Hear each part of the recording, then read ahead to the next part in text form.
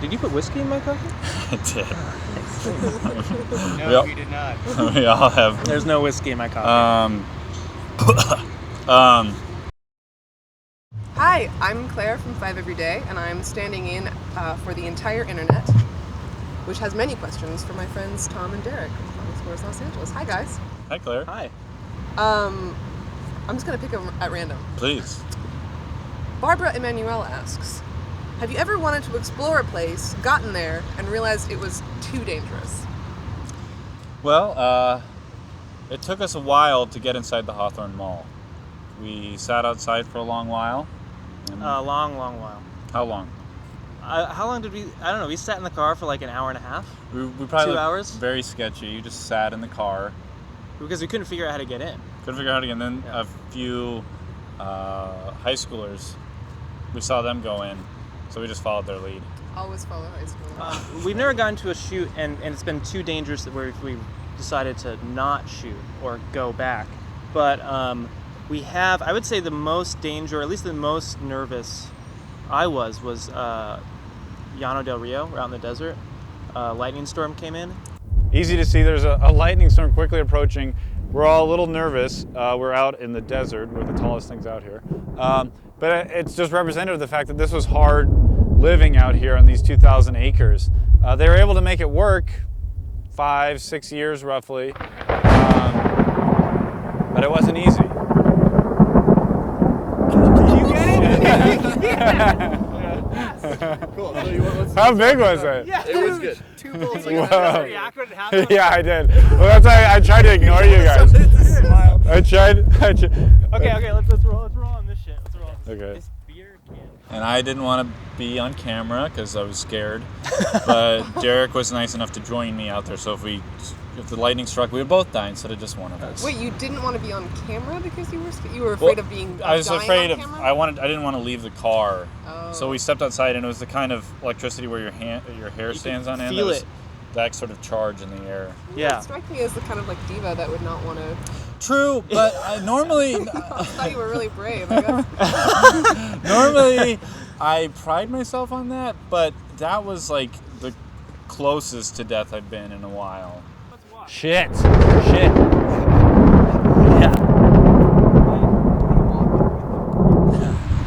Have you ever been arrested for trespassing or gotten injured while exploring?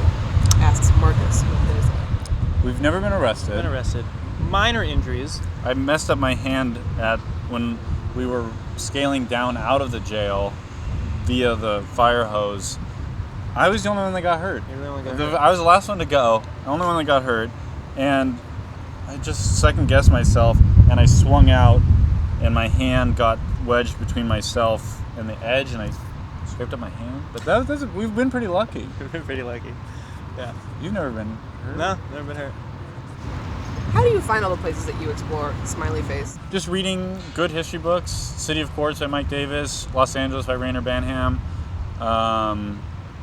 Just great starting points. Little seed ideas. This coffee's good. Thank you. What is it? What kind of beans is it? It's Trader Joe's. What? This is the. You made it. I mean, that's like just the right proportions, I think. Thank you. I put a lot of beans. Very good coffee. This is a good question.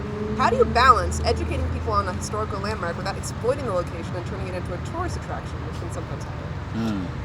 That's a good question. Thomas and I are very conscious and aware of the fact that when we explore an environment, that we are showcasing that environment and potentially how to get into that place and where exactly it is. But I think what it comes down to is Respect. But also, the more advocates there are for a place, the better. The more eyes that are on a place, the better. And that's, I think, we try and bring just eyeballs to a place. And we advocate preservation as well. I mean, Yeah. we're not going to a place, trashing it, throwing our cigarette butts, and sort of like spray painting the walls. We're all about sort of preserving the history. Yeah, and as Derek just said, everything is with a mindfulness of respect. Yes. That's what it comes down to. I've noticed a change between the earlier and newer videos. The earlier ones seem very lighthearted, while the more recent ones seem more somber, serious. Yeah. I love every episode. I can't wait for more. But is there a reason behind this shift in tone? That's a good question, and that's something that great I question. think about a lot. It's conscious. This is a conscious change. Yeah. Thomas and I were just talking about this the other day. It's sort of a balance act with Thomas and myself. He's sort of the lighter-hearted character. skinned. Yeah, and I'm a bit inherently a bit darker and more cynical. I don't know. I think it's just now we've sort of found our legs and our style and how we like to make stuff. This is what it comes down to. I mean, I think it's just a way that we like to work now. We don't have like an overarching narrative to the show. So it's like make an episode, like focus solely. We don't have a whole season planned out. Make an episode. Okay, next one. We heard about the spot. Let's go check it out. Do some research. So it's just kind of like it's just what's been organic for us, I guess. Yeah. You're also dealing with like bigger issues in this season. Yeah. And California is dark. I mean, there are crises all around us. Yes.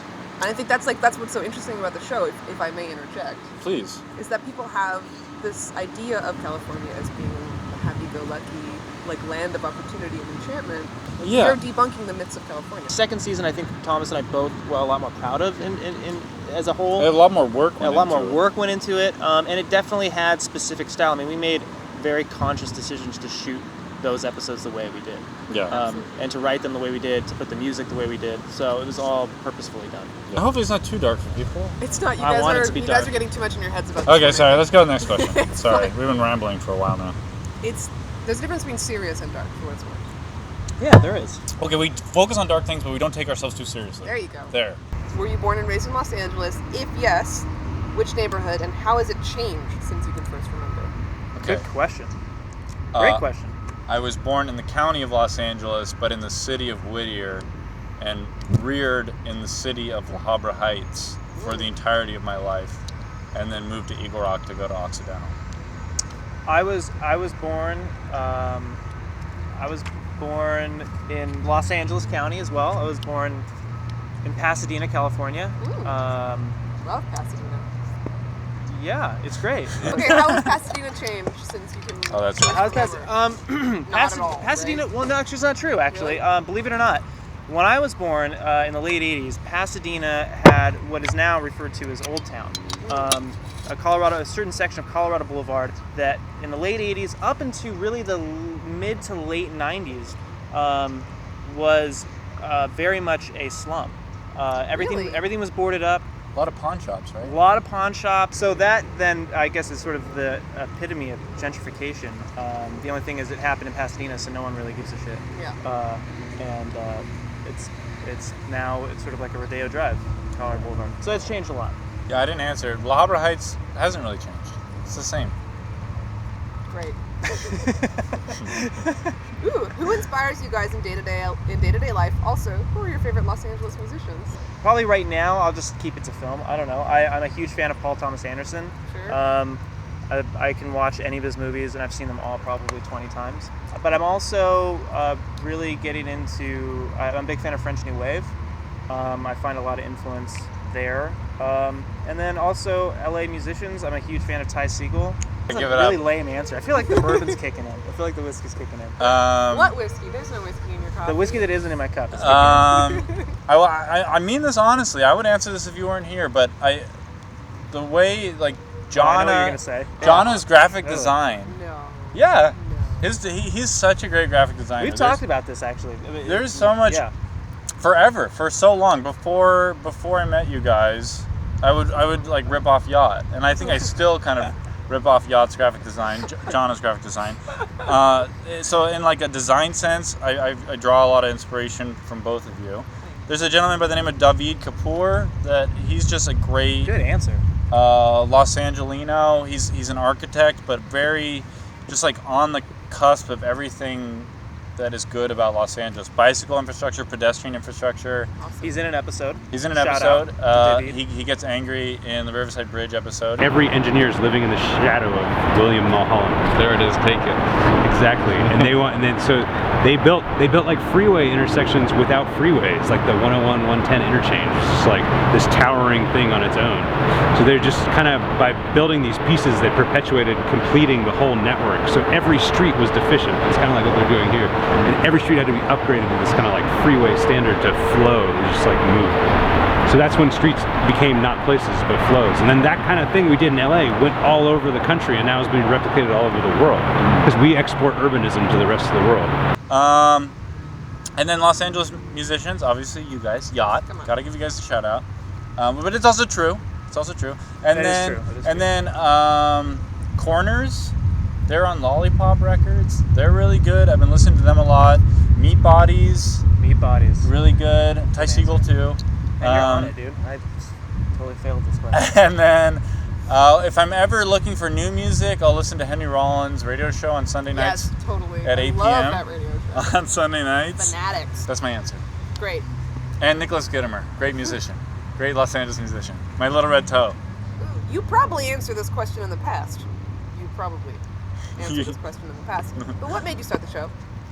The show started, I was having a quarter life crisis as a 25-year-old and was taking classes at PCC, Pasadena City College. Great community college, by the way. Where And we've both gone, actually. We're both gone. Had great experiences there. Yeah. Great teacher by the name of Lori Burris. Had a homework assignment. I had to make a YouTube video that was under 5 minutes that taught someone something. My initial idea was to teach people how to juggle. That was the initial idea. Little known fact about Tom is that he's pretty good at juggling. Well, just circus tricks in general. That's true. Actually, I you're can't pretty ride good it. at I like can ride Does a have a unicycle. unicycle in his home. while juggling. Yeah. I can't really do that yet. Close to it. But, so, that was my initial idea. I had lots of stupid ideas. My girlfriend at the time, I pitched her the juggling idea. She said, that's a stupid idea. And I said, yeah, you're right. Bless her. And so then it just sort of like, I was just sort of fraught, not sure what to do. And then I realized, well, where do I take people when they come to LA? I take them to the 110 walkway. So I called Derrick frantically because there's only a few days left. And I said, listen, man, I just really need your help on this homework assignment. We're just go shoot this, blah, blah, blah. And so we went and shot it and put it online because that was part of the requirement. And our friends were supportive. It wasn't really anything.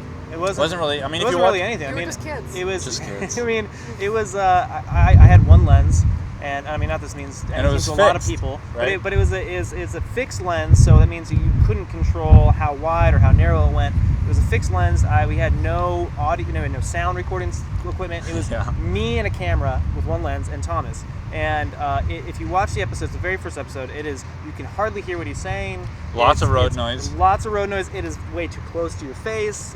It was just like kind of a mess, but it has a certain quality that I would say, that it's still there in the show. I mean, the bare bones, like the structure of the show, was started with that episode, but it was a mess. So you were like, this is great, let's make more?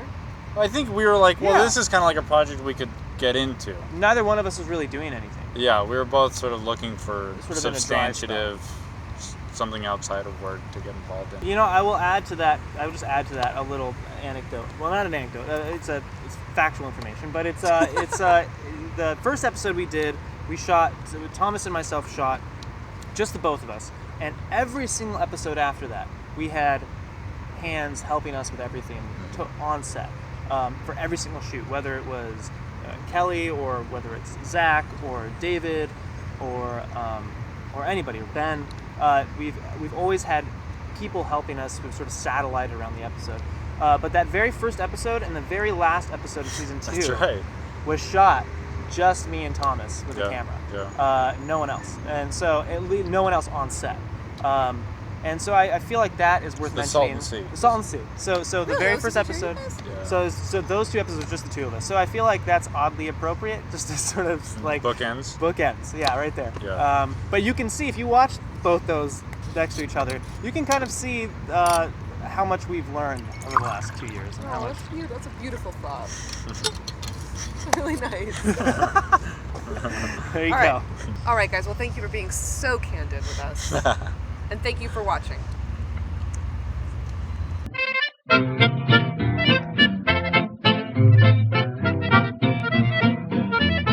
Bye.